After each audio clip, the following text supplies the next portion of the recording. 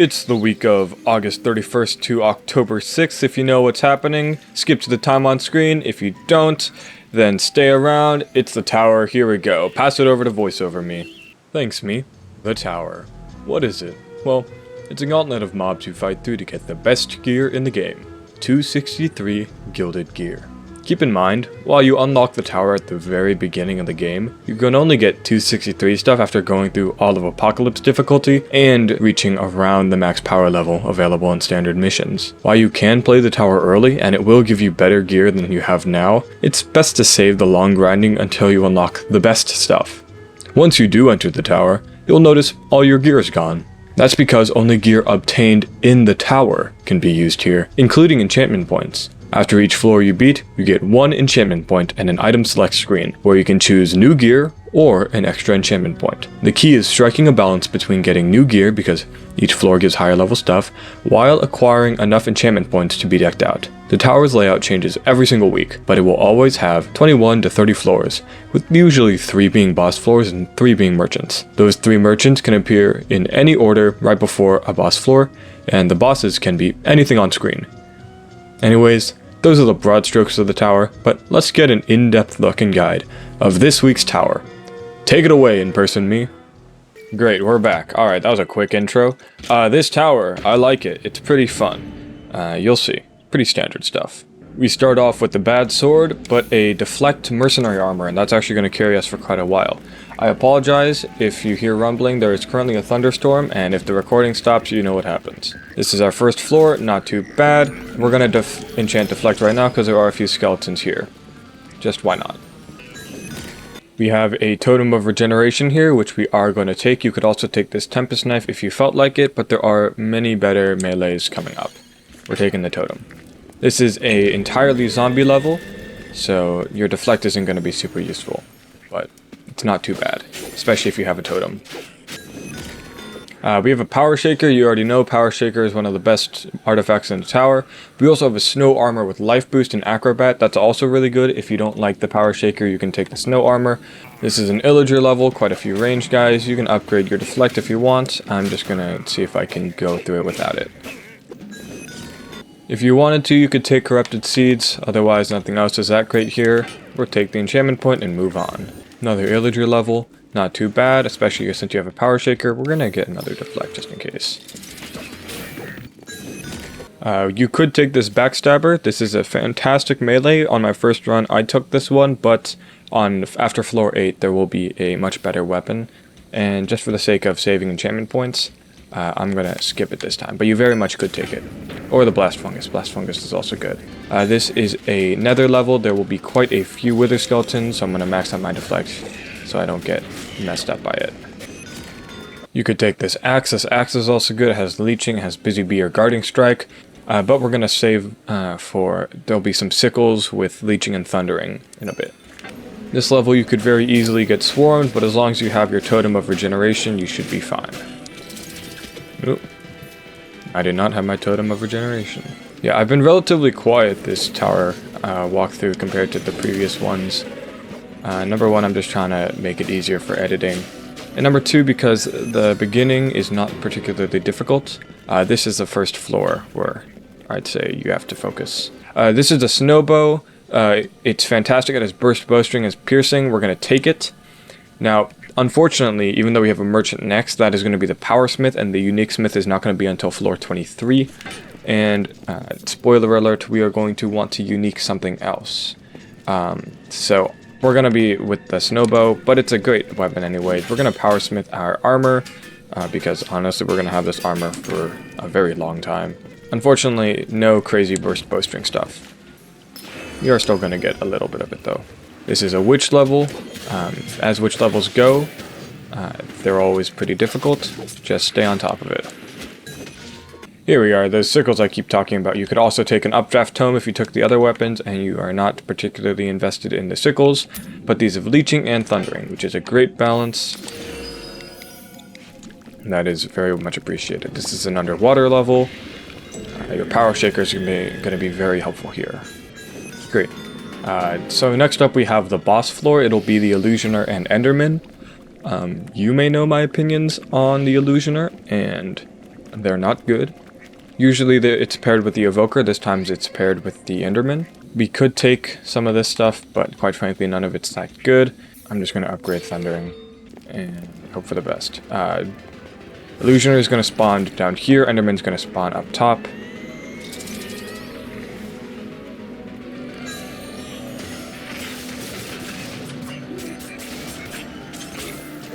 Thankfully we already got some good damage going on the Illusioner. Ouch. And it's dead. Yeah. Power Shaker's strong, these sickles are pretty strong. I should not have thrown that. Well. Yeah, we have no healing ready to fight this Enderman. It's fine.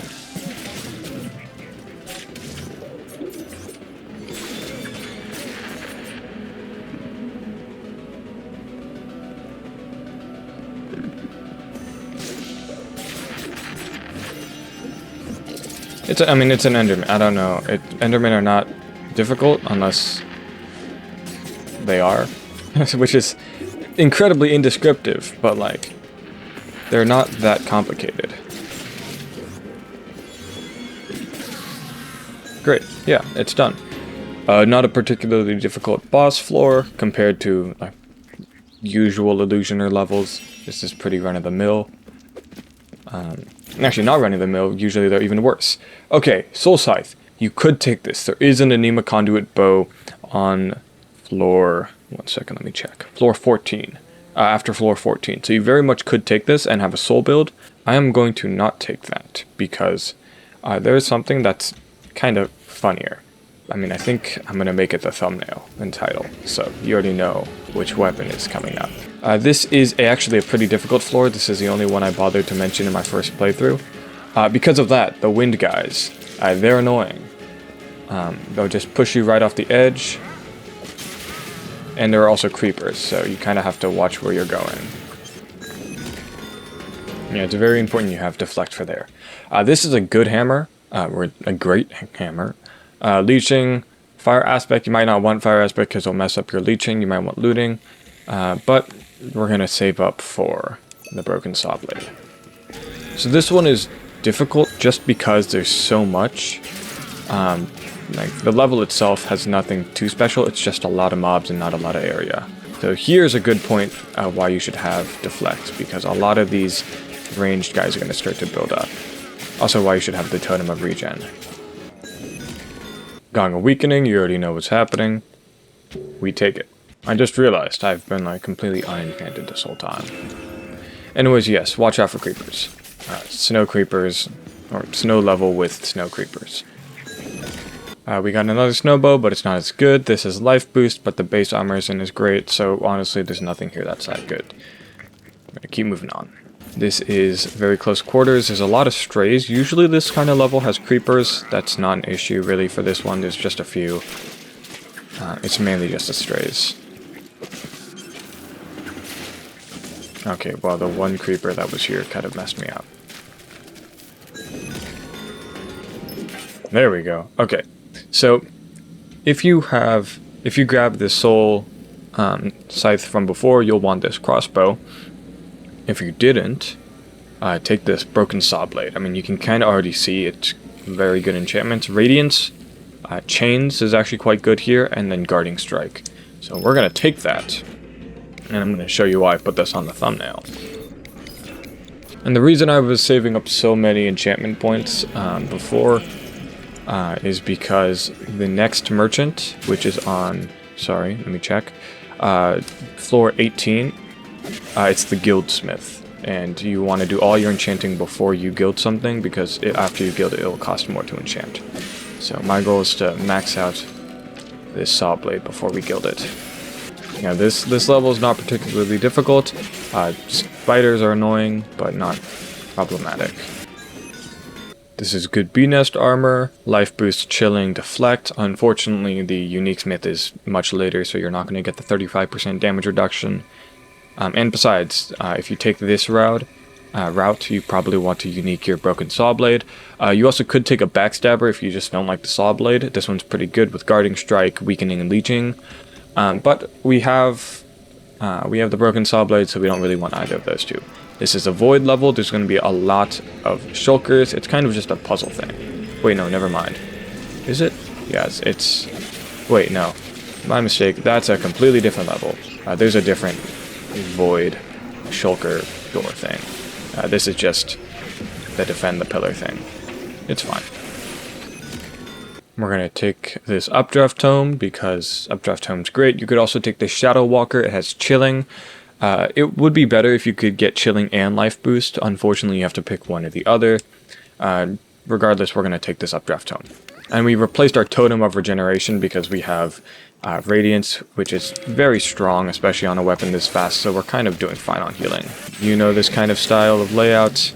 It's going to be a few creepers. There aren't actually as many Geomancers as normal, so this is actually more trivial than usual. This is usually a pretty hard layout. This is good scale mail, so we're going to up our damage by getting this because of the 30% melee. This also still has deflect, it has cooldown, so we can kind of keep our artifacts going. Has multi-roll in case we really just want to invest in burst bowstring. It's good.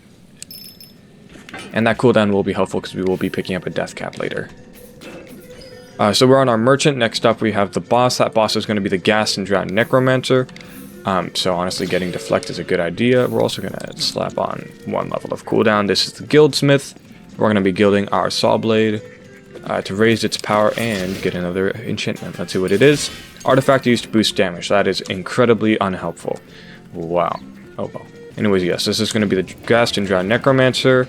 Gas is going to spawn closer to the bottom. Necromancer is going to be at the top. I attack the Gas first because technically the fireballs do more damage. So I'm just conscious of that. Ouch. Anyways, it's dead.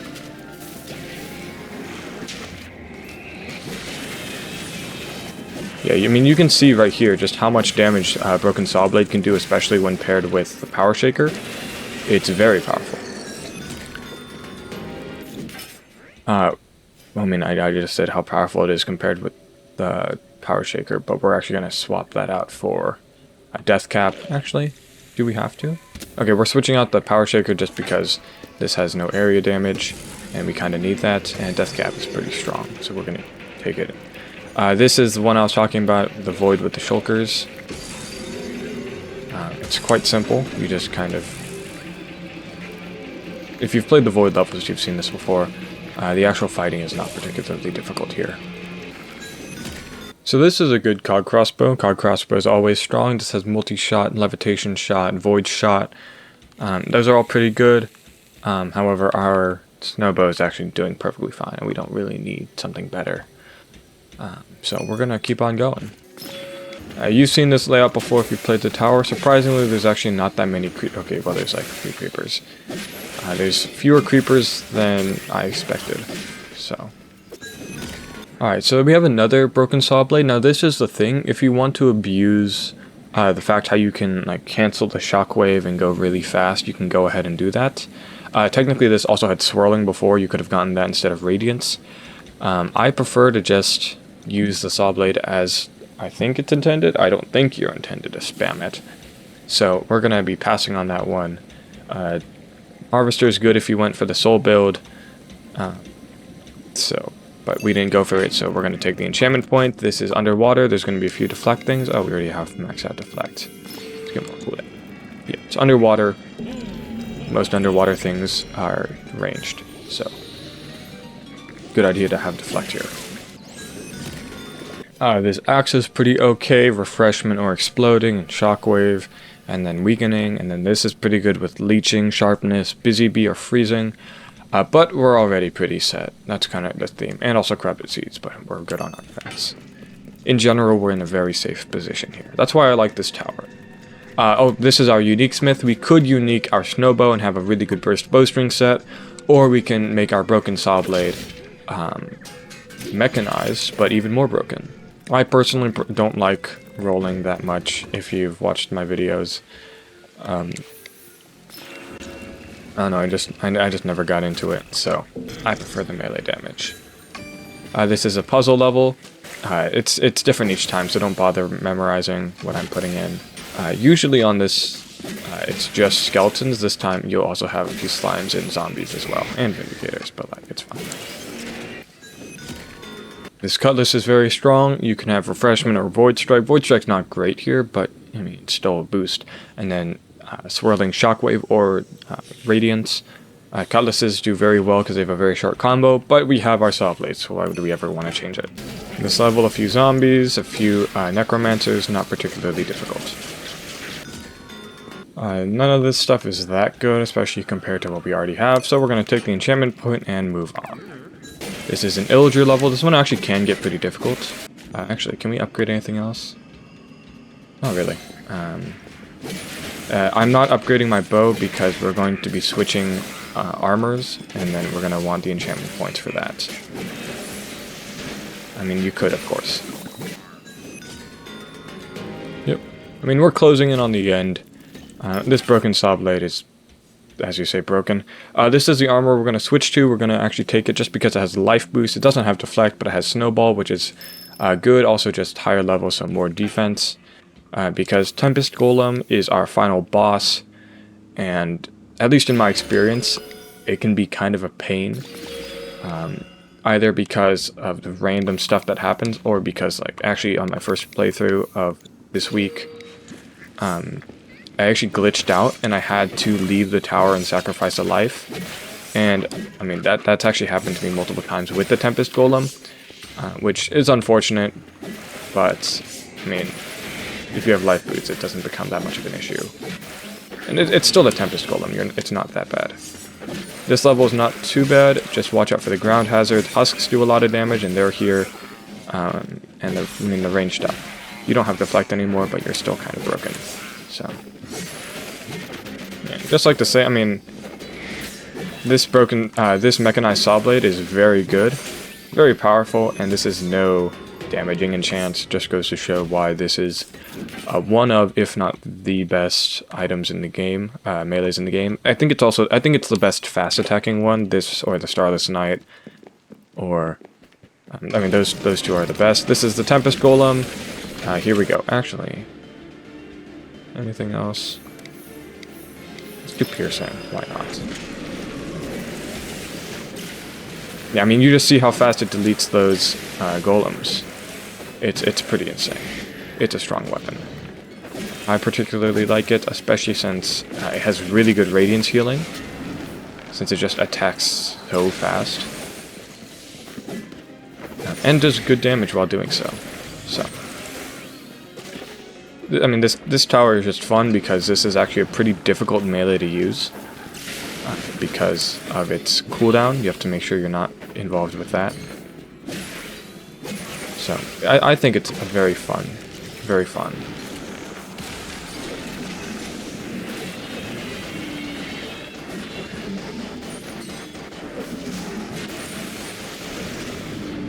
And that's about a fourth of its health gone. We're not gonna... Yeah, there we go. Easy.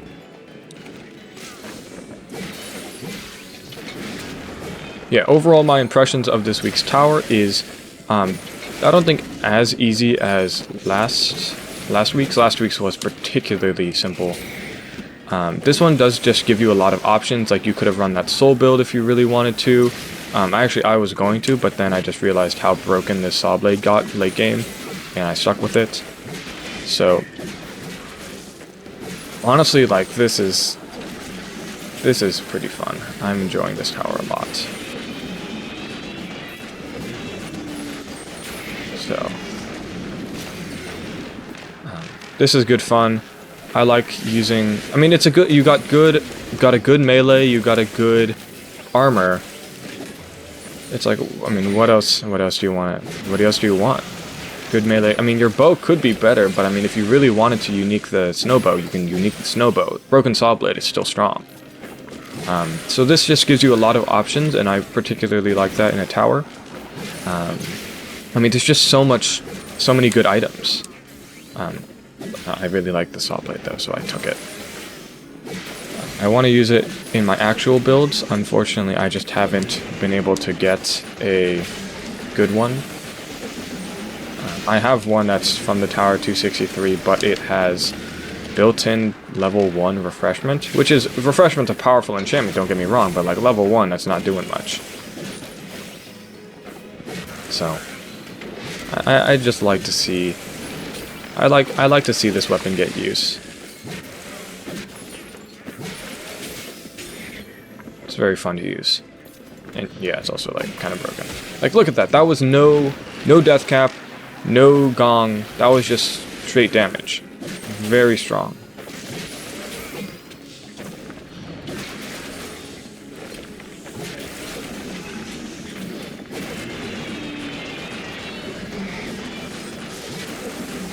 Can we get it?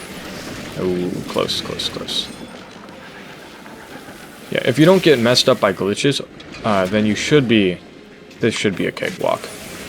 Now, if you did... On the first time I played this, I did not take this scale mail. I actually kept the deflect one, and it actually was... actually, it was quite a bit harder, just because you didn't have as much health. So I do recommend you take that final scale mail, even though it's not super necessary. It just makes it a lot more easy. Not more easy, a lot easier. So. And we should be done. There we go. And that's this week's tower for the week of August 31st. So not 20. August 31st to October 6th. Yeah, that's the tower. Pretty fun, pretty simple. I actually really like this one. It was really fun to play. I enjoyed it. So if I sound tired, that's because I have been so hard at work at that armors vid. Ooh, wait, I already have that. I already have that exact thing. That's useless. I already have a hammer of gravity. I don't want another nautical crossbow with exploding. I think I already have this exact thing, but it is the best one here. Who knows, I might grind a bit more, but I do need to work on the armors vid. So I'm probably going to work on that as soon as I finish editing this together and post it. Hopefully nothing bad happens and my power doesn't shut out and delete this recording. But yes, that was a tower. I really enjoy it. I hope you enjoy it. I mean, yeah, I mean, the tower is very fun. I'm rambling. Bye. I don't do outros.